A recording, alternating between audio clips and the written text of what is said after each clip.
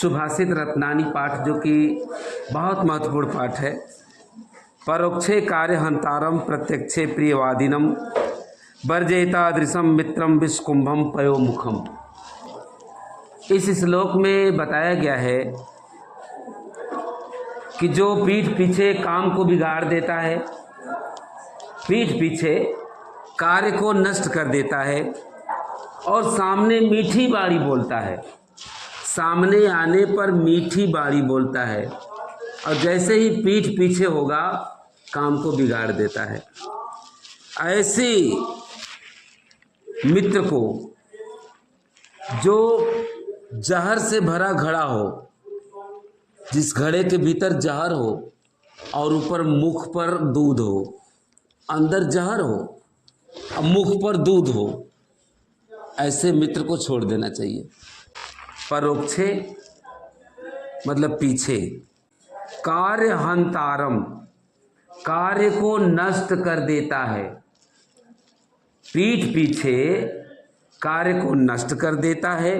प्रत्यक्षे माने सामने, प्रियवादिनम प्रिय बाणी बोलता है, सामने मीठी बाणी बोलता है और जैसे ही पीठ पीछे, परोक्षे मतलब पीछे होने पर कार्य को बिगाड़ देता है, नष्ट कर देता है। वर्जयिता, वर्जयित माने छोड़ देना चाहिए। एतादृशम मित्रम, एतादृशम मित्रम माने ऐसे मित्र को छोड़ देना चाहिए।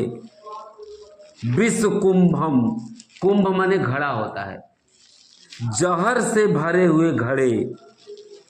पयोमुखम जिसके मुख पर दूध हो, पय माने दूध, जिसके मुख पर दूध हो और अंदर जहर भरा हो, ऐसे मित्र को छोड़ देना चाहिए।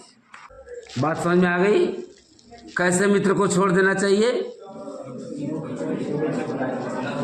जहर से भरा हुआ घड़ा, जहर से भरा हुआ घड़ा जिसके मुख पर दूध हो, अंदर जहर हो, ऐसे मित्र को छोड़ देना चाहिए। श्लोक नंबर 7। उदेति सविता ताम्रस्ताम्र एवास्तमेति च संपत्तो च विपत्तो च मातामेक रूपताम। इस श्लोक में बताया गया है कि सूरज उगता है तो लाल उगता है। उदेति माने उगता है, उदित होता है। सविता माने सूरज, ताम्र माने लाल, ताम्र माने लाल। सूरज उदित होता है तो लाल ही उदित होता है, उगता है। ताम एवास्तमेति च ताम्र, और अस्त होता है तो भी लाल होता है। सूरज उगता है तो भी लाल होता है। अस्तम एति च माने और अस्त होता है तो भी लाल होता है। अब नीचे की लाइन, संपत्तो च विपत्तो च महताम एक रूपता। महताम माने महान लोग, सज्जन लोग। महताम देखिए, मैं जहाँ पढ़ रहा हूँ उसको देखिए, महताम एक रूपता। महताम माने महान लोग, सज्जन लोग। संपत्तो माने संपत्ति मिलने पर भी, च माने और विपत्ति आने पर भी। एक रूपता माने एक समान भाव से रहते हैं। आप सूरज को देखिए, सूरज का जन्म होता है सुबह तो भी लाल होता है, सूरज का अंत होता है तो भी लाल होता है। मतलब वो सुख की घड़ी में भी एक समान और दुख की घड़ी में भी एक समान।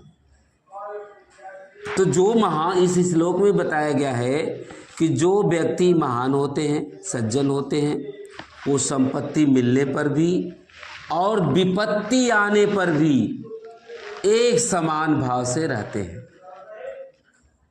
जैसे सूरज उगता है तो भी लाल होता है और अस्त होता है तो भी लाल होता है, उसी तरह जो महान लोग होते हैं वो संपत्ति मिलने पर भी और विपत्ति दुख आने पर भी एक रूपता में एक समान भाव से रहते हैं।